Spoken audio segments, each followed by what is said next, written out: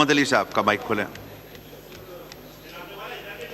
سر اب تو اکٹھے 10 سال ہو گئے ہیں. علی محمد صاحب. جی محمد علی تو اوپر بیٹھے ہیں. علی محمد ادھر کھڑا ہے. علی محمد صاحب, آنریبل علی محمد ڈپٹی صاحب. اسپیکر صاحب آپ کا شکریہ. میں 2 منٹ سے زیادہ نہیں لوں گا. اللہم صلی وسلم وبارک علی سیدنا محمد وعلی آل محمد. میں بھی خائف نہیں تختہ دار سے, میں بھی منصور ہوں قحط و اغیار سے. کیوں ڈراتے ہو زندہ کی دیوار سے, ظلم کی بات کو, جہل کی رات کو. میں نہیں مانتا. جناب ڈپٹی اسپیکر صاحب, کل اس ملک کے سابق وزیر اعظم کی سیل کی تصاویر چلائی گئی, یہ ثابت کرنے کے لیے کہ شاید عمران خان صاحب کو بڑی کوئی فیسلٹیز ملی ہیں. میں آج صرف عمران خان کی نہیں, میں یہ تمام سیاسی لیڈرشپ کا ایک مقدمہ آپ کے سامنے رکھنا چاہتا ہوں.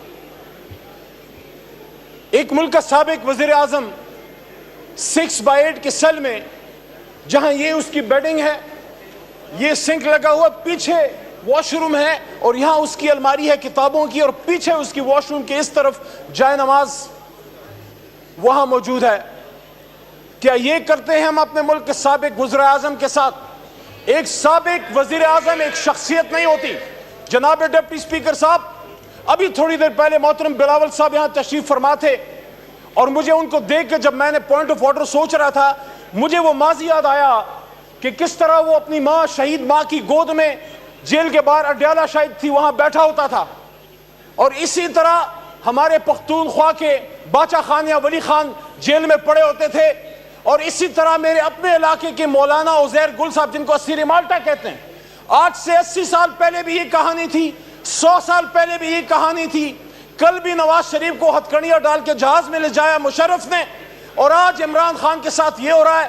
اور کل نصرت بھٹو صاحبہ اپنے ہسبینڈ اور پھر اپنی بیٹی کے لیے در در ٹھوکریں کھا رہی تھی, اور آج عمران خان صاحب کی سسٹرز علیمہ صاحبہ اور ان کی باقی بہنیں ایک عدالت سے دوسری عدالت, دوسری عدالت سے تیسری عدالت, اور ان کی باپردہ خاتون کو جس طرح ٹارچر کیا گیا ہے, ان کو ذہنی ازید. جناب ڈپٹی اسپیکر صاحب, میرا سوال اس ایوان کے سامنے ہے.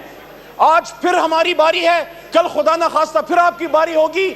جن کی وجہ سے یہ سارا کچھ ہو رہا ہے, ان کی باری کب آئے گی؟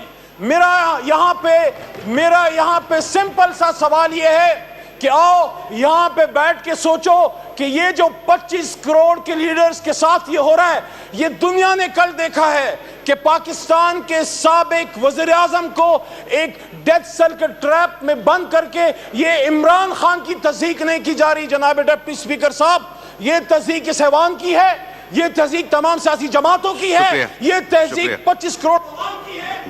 ٹھیک, آپ کا پوائنٹ آ گیا, پوائنٹ ریکارڈ پہ آ گیا. شکریہ. جی جناب مبارک زیب صاحب, اس کے بعد کل شہباز شریف صاحب اپنی تقریر میں پاکستان کی معاشی مشکلات کے بارے میں بات کر رہا تھا, اور جہاں صحیح باتیں کی گئی, ایک تو ایسے باتیں ہیں جس پہ میں اضافہ کرنا چاہوں گا کہ جو پاکستان کی معاشی مشکلات ہے ان کے بارے میں جو بات کیا جاتا ہے, 2 ایسے پہلو ہیں کہ اگر ہم ان کو ایڈریس کریں تو وہ فسکل شارٹ فال جو ہے ہم کافی حد تک ایک فسکل سپیس بنا سکتے ہیں. ایک بات کیا جا رہا تھا کہ این ایف سی ایوارڈ کے بعد, صوبوں کو اپنا پیسے ملنے کے بعد وفاقی حکومت تو قرض پہ چلتا ہے.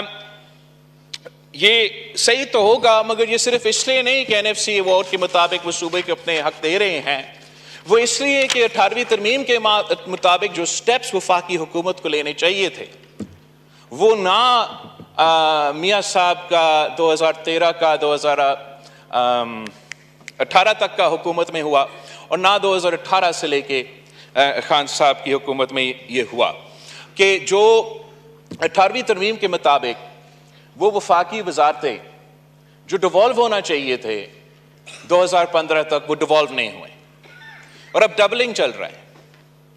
یا وفاق میں وہ وزارتیں ہیں, اور ہونا تو وہ صوبائی حکومت میں ہونے چاہیے.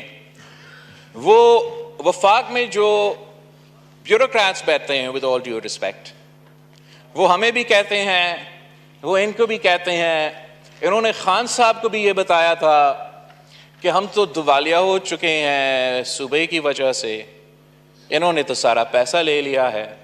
حقیقت یہ ہے جناب اسپیکر کہ 18 وزارتیں ایسے ہیں جن کو ڈسوالو ہونا چاہیے تھے 2015 میں۔ ان کا سالانہ خرچہ آپ کو پتا کتنا ہے؟ سالانہ 328 بلین روپیز۔ اگر یہ 2015 میں ڈیوالو ہوتے، جو آئی تھنک 800 بلین کا آپ ذکر کر رہے تھے کل وزیر اعظم صاحب پی آئی اے کے حوالے سے نا، تو اگر 2015 میں ہم یہ ڈیوالو کر لیتے تو وہ ایشو اسی پیسہ کے ساتھ ہم حل کر سکتے تھے۔ آج بھی آپ کا حکومت بننے جا رہا ہے، اس حکومت میں پاکستان پیپلز پارٹی کے وزراء نہیں ہوں گے۔ اگر ہم ہوتے تو 9-10 وزارتیں تو ہم لے لیتے، تو میں آپ آ جائے تو ہم بھی آ جائیں گے بھائی۔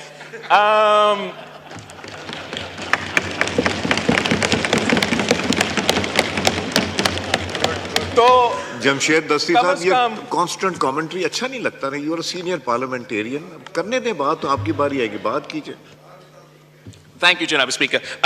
تو ہمیں جب بھی میں یہ ایشو اٹھاتا تھا الیکشن کیمپین کے دوران، تو مجھے کہا جاتا تھا کہ آپ تو کولیشن گورنمنٹ بنائیں گے، آپ کو تو آپ یہ کیسے قدم اٹھائیں گے؟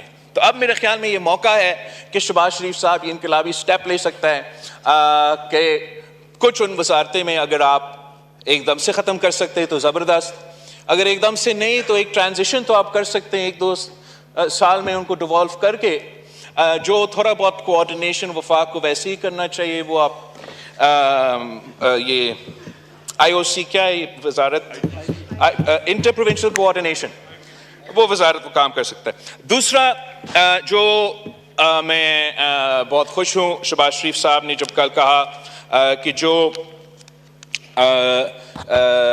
سبسڈیز فرٹیلائزر کمپنیز کو دیے جاتے ہیں وہ ہم ڈائریکٹلی کسانوں کو دیں گے، یہ ہمارا 10 نکاتی ایجنڈا میں موجود تھا، اس اسٹیپ کو ہم ویلکم کرتے ہیں۔ مگر جناب اسپیکر، یہ فرٹیلائزر کمپنیز کو، یہ بجلی گھروں کو اور بیسکلی امیروں کو ہم سبسڈائز کرتے ہیں، وفاقی حکومت سبسڈائز کرتے ہیں، اور اگر آپ اس کو ٹیلی کرتے ہیں تو سالانہ 1500 ارب ہمارا ایلیٹ سبسڈی اس ملک ہے جناب اسپیکر۔ تو یہ فرٹیلائزر سبسڈی جو سیدھا کمپنیز کو جاتے ہیں وہ ہم بند کر لے، باقی پورا نہیں تو آدھا آپ بند کر لے۔ We can't afford to be a social welfare state for the rich جناب اسپیکر۔ آپ یہ 2 کام، وزارتیں بند، سبسڈیز بند کر دیتے ہو، تو جو ہم اب معاشی بحران کا مقابلہ کرنا جا رہے ہیں، امید یہ ہے کہ آپ کے پاس پھر وہ سپیس ہوگا کہ وہ جو ریلیف، چاہے ہمیں یا آپ یا ان کو جو ووٹ ملے، وہ ریلیف کا جو مطالبہ پاکستان کے عوام کر رہے ہیں، امید ہے کہ آپ کے پاس اتنا گنجائش ہوگا کہ آپ کو پھر ریلیف، جیسے اپنے کسانوں کے لیے اعلان کیا، اسی طریقے سے اگر ہم بجلی میں وہ ٹرانسلیشن کرے جس پہ شہباز شریف صاحب اور میں جو ساتھ کیبنٹ میں تھے، وزیر اعظم تھا، تو جیسے ہم بات کرتے تھے کہ ہمیں صوبے کو یہ سپیس دینے چاہیے، سپورٹ دینے چاہیے کہ وہ سولر انرجی کی طرف جائے۔ اب اس تمام ہیلتھ کی بات ہوئی، تعلیم پہ آپ نے بات کی، آپ کے پاس وہ فسکل سپیس اگر ہوگا تو پھر آپ صوبائی حکومتوں کو